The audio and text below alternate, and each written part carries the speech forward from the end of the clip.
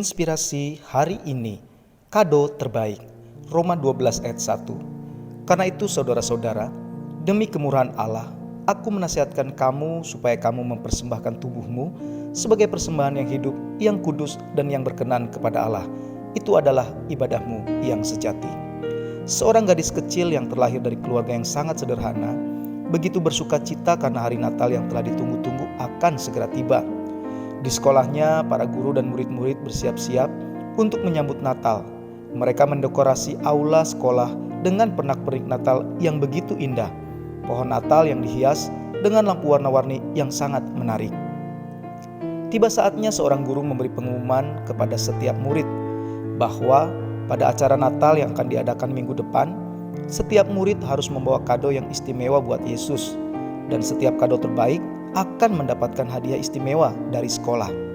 Semua teman-temannya bergembira karena mereka masing-masing sudah merencanakan kado terbaik dan istimewa yang akan mereka berikan kepada Yesus.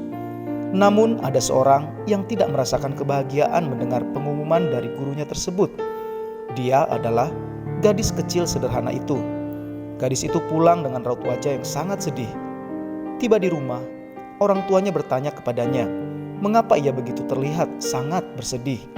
Si gadis kecil itu menjawab, karena dia tidak dapat memberikan kado istimewa untuk menyambut kelahiran Yesus. Mereka tidak memiliki uang lebih untuk bisa membeli sebuah kado yang istimewa. Kemudian ibu sang gadis berkata, "Jangan takut anakku, kalau kamu punya niat hati yang tulus untuk memberikan kado istimewa kepada Yesus, maka Tuhan Yesus akan menolongmu untuk mewujudkannya." Si anak kecil kemudian mengangguk dan mengamini perkataan ibunya. Saat Natal tiba, semua anak berkumpul di aula sembari memegang kado yang telah mereka persiapkan. Hanya sang gadis kecil itu yang nampaknya tidak membawa apa-apa. Tiba saatnya, anak-anak bersiap untuk mempersembahkan kadonya di hadapan Yesus.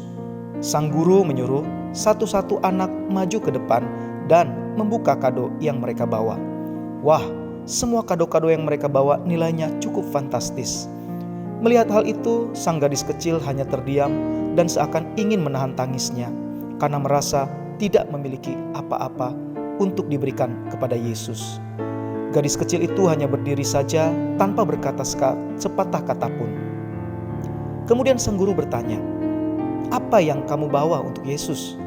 Gadis kecil itu berkata, "Aku tidak membawa apa-apa untuk diberikan kepada Yesus, tapi aku membawa diriku seluruhnya untuk kupersembahkan kepada Yesus." Mendengar perkataan itu, guru dan murid-murid merasa terkejut dan terharu karena sang gadis kecil itu memberikan seluruh hidupnya sebagai persembahan yang terbaik buat Yesus. Akhirnya, sekolah memutuskan bahwa sang gadis kecil itulah yang memenangkan hadiah dan seluruh teman-temannya ikut bersukacita. Rupanya, inilah Natal terbaik yang pernah dirasakan oleh sang gadis kecil itu. Sobat Inspirasi, pelajaran apa yang bisa kita petik dari cerita tersebut? Kisah gadis kecil ini sebenarnya mewakili isi hati Tuhan terhadap semua kita umat yang dikasihinya. Manusia seringkali menilai sesuatu yang bersifat materi sebagai ukuran terbaik untuk dipersembahkan kepada Sang Juru Selamat.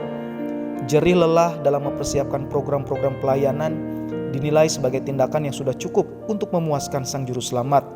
Bahkan, kerja keras untuk mensukseskan suatu acara seperti kegiatan Natal yang dipenuhi dengan kemeriahan dan kemewahan dirasa lebih dari cukup untuk menyenangkan hati Sang Juru Selamat. Sobat Inspirasi, semua hal tersebut akan menjadi sia-sia dan menghabiskan energi jika dilakukan hanya sebagai sebuah rutinitas. Dan bisa jadi Yesus tidak disenangkan dengan segala apa yang telah kita persembahkan tersebut. Oleh karena itu, firman Tuhan mengingatkan kita melalui kisah sang gadis kecil ini bahwa Tuhan sebenarnya tidak membutuhkan segala pemberian manusia yang bersifat fana. Hal utama yang paling Tuhan inginkan adalah hidup kita sebagai persembahan yang hidup, kudus, dan yang berkenan kepadanya. Itulah persembahan yang sejati bagi Dia. Jika kita telah memberikan seluruh hidup kita bagi Dia, maka hal lain yang kita persembahkan bagi Dia pasti akan diterimanya, karena semuanya itu bagi kemuliaan-Nya. Shalom, Tuhan Yesus memberkati.